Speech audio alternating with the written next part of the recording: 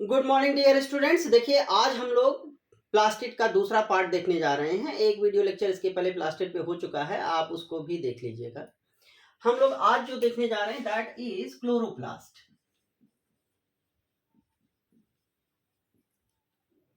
जो क्लोरोप्लास्ट है वो क्या है कि that is the most common plastic, most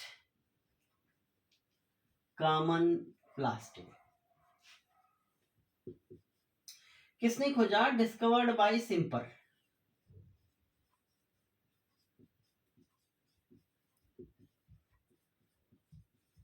सिंपर ने खोजा था। और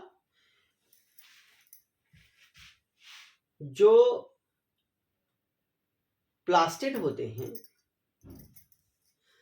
वो सॉरी क्लोरोप्लास्ट होता है, वह मोस्ट कॉमन टाइप का प्लास्टिड होता है। और ये जो होता है कि chloroplast is mainly responsible for photosynthesis. ये जो प्लास्टिड है किसके लिए जिम्मेदार होता है? फोटोसिंथेसिस के लिए जिम्मेदार होता है। जो फोटोसिंथेसिस की सारी प्रोसेस कहाँ होती है? इसी क्लोरोप्लास्ट के अंदर। तो इसीलिए इसको क्या कहते हैं कि किचन ऑफ द सेल। इसको हम किचन ऑफ द सेल भी कहते हैं। तो जो क्लोरोप्लास्ट है वो क्लोरोप्लास्ट जो है हमें लाइट माइक्रोस्कोप से भी आसानी से दिखता है, क्योंकि इसकी साइज थोड़ा बड़ी होती है। इसकी साइज कितनी होती है कि साइज देखिए, जो क्लोरोप्लास्ट होता है उसकी लेंथ कितनी होती है? 5 to 10 माइक्रोमीटर। एंड विड्थ कितनी होती है? The width is 2 to 4 micrometre. ये एनसीईआरटी ने लिखा हुआ है, इसलिए इस डेटा को याद रखिएगा थोड़ा सा कि साइज कितनी होती है।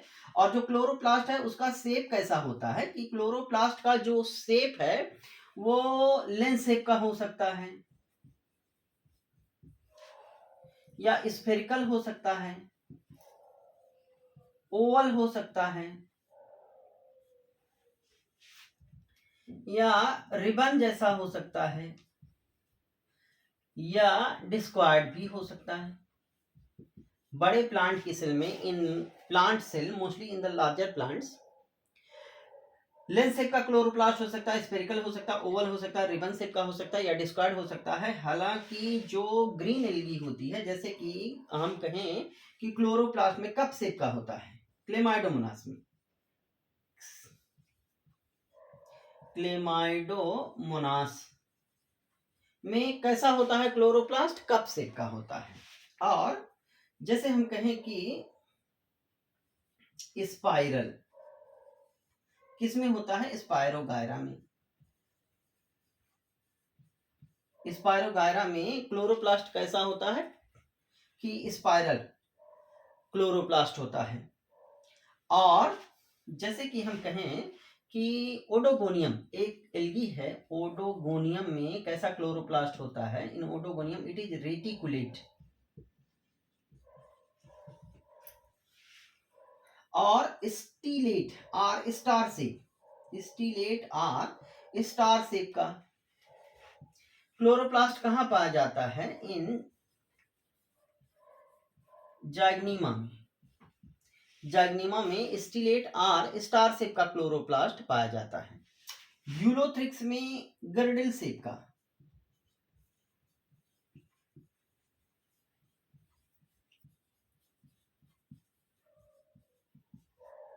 यूलोथ्रिक्स में गार्डन शेप का क्लोरोप्लास्ट पाया जाता है।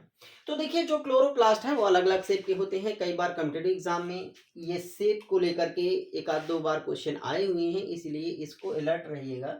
इसमें से सवाल आए हुए हैं कॉम्पिटिटिव एग्जाम में कि शेप ऑफ क्लोरोप्लास्ट किस तरीके का हो सकता है। तो this is the chloroplast, most common chloroplast. इसके बाद हम आगे चलते हैं कि जो क्लोरोप्लास्ट होता है वो कितने क्लोरोप्लास्ट होते हैं कोशिका में, और ये कहाँ पाए जाते हैं।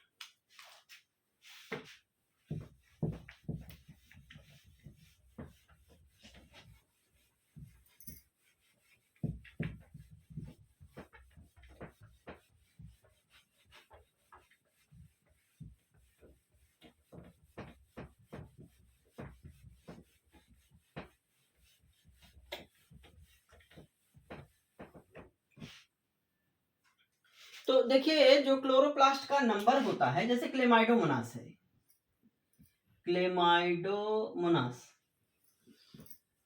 एक ग्रीन एल्गा है, इसमें केवल 1 क्लोरोप्लास्ट, एक ही क्लोरोप्लास्ट होता है। क्लोरोप्लास्ट की संख्या इसमें एक ही होती है। जैसे क्लोरेला भी ग्रीन एल्गी है, क्लोरेला, क्लोरेला में भी कितना होता है, केवल एक ही क्लोरोप्लास्ट होता है। लेकिन मीजोफिल सेल्स में, मीजोफिल सेल, जो लीफ की मीजोफिल सेल होती है, इस मीजोफिल सेल में क्लोरोप्लास्ट की संख्या कितनी होती है, 20 से 40। ये भी एनसीईआरटी ने लिखा हुआ है 20 to 40 chloroplast in the mesophyll cell पाए जाते हैं, इसलिए ये नंबर भी याद रखिएगा। तो मोस्टली ग्रीन प्लांट में जो क्लोरोप्लास्ट होते हैं वो कहाँ पाए जाते हैं कि they are found in the mesophyll cell.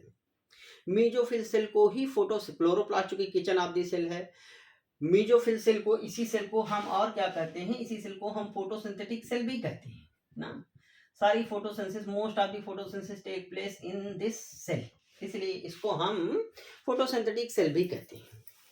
तो ये तो हो गया कि क्लोरोप्लास्ट कहाँ पाए जाते हैं, कितनी संख्या में पाए जाते हैं। किसी में एक ही होता है, किसी में 22 मीजोफिल सेल में होते हैं। जैसे कारा एक ग्रीन एल्गा है कारा, उसकी इंटरनोडल सेल में 100 क्लोरोप्लास्ट भी होते हैं। तो अब देखिए कि हम क्या देखते हैं कि क्लोरोप्लास्ट की स्ट्रक्चर को थोड़ा सा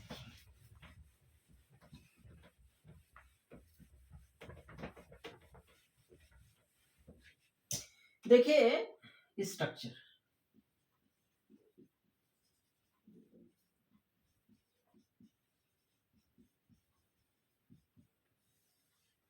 तो ये क्लोरोप्लास्ट है और दोहरी झिल्ली वाला डबल मेम्ब्रेन वाला सेल ऑर्गेनेल है, ठीक।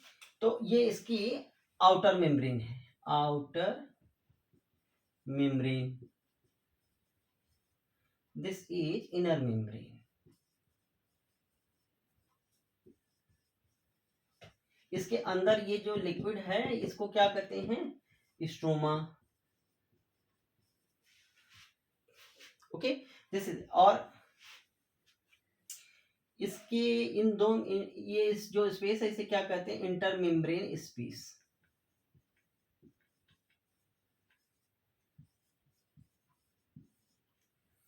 और इस स्ट्रोमा में ये मेम्ब्रेन लाइक स्ट्रक्चर्स होती हैं जो क्लोरोप्लास्ट के एक एंड से दूसरे एंड तक फैली रहती हैं, इसको क्या कहते हैं, लैमेली।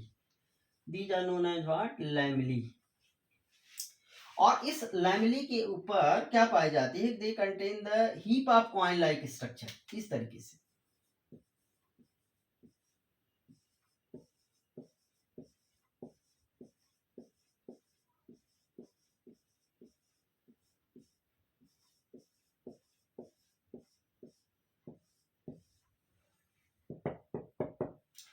इस क्लोरोप्लास्ट के अंदर ये सिक्के के ढेर जैसी जो संरचनाएं पाई जाती है इसको क्या कहते हैं हम, ग्रेनम।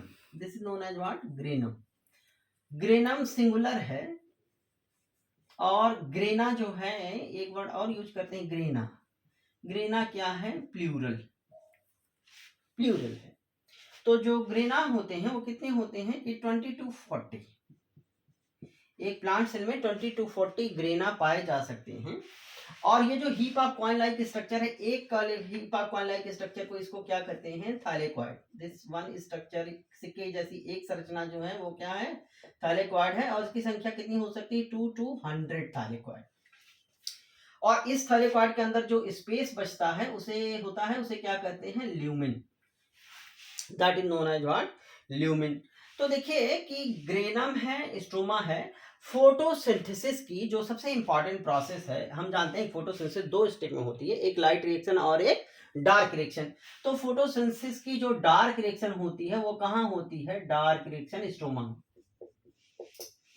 और जो लाइट रिएक्शन होती है वो कहाँ होती है, इस ग्रेनम में क्या होती है, फोटोसिंथेसिस की लाइट रिएक्शन। इसके पहले हमने कहा ना कि chloroplast is the kitchen of the cell. तो लाइट रिएक्शन ग्रेनम में होती है और डार्क रिएक्शन कहाँ होती है कि स्ट्रोमा में होती है।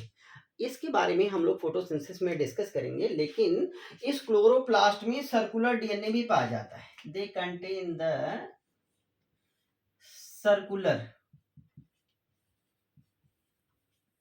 Double stranded DNA.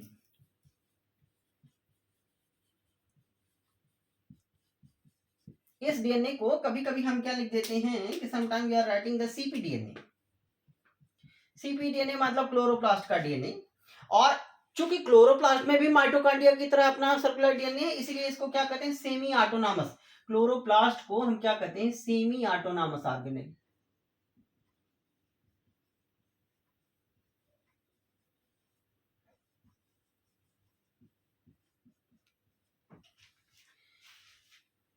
इसमें ये दे contain the 70S type of ribosome. 70S type का राइबोसोम भी क्लोरोप्लास्ट के अंदर पाया जाता है।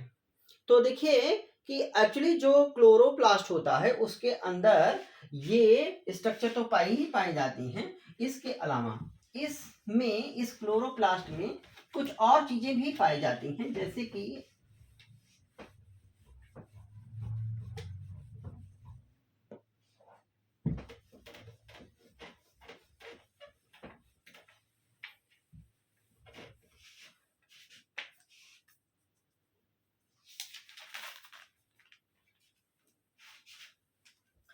इस क्लोरोप्लास्ट में क्लोरोफिल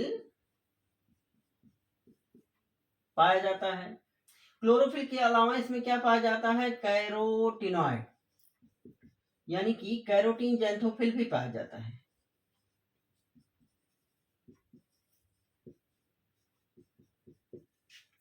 जो थैलेक्वाइड की मेम्ब्रेन है, thylakoid, this is the thylakoid. Thylakoid की आंतरिक मेम्ब्रेन पे क्या पाए जाते हैं कि पार्टिकल लाइक स्ट्रक्चर, जिसे जिसे दो साइंटिस्ट थे जिसका नाम था पार्क एंड बिगिंस, ने कहा कि दिस इज द क्वांटासोम।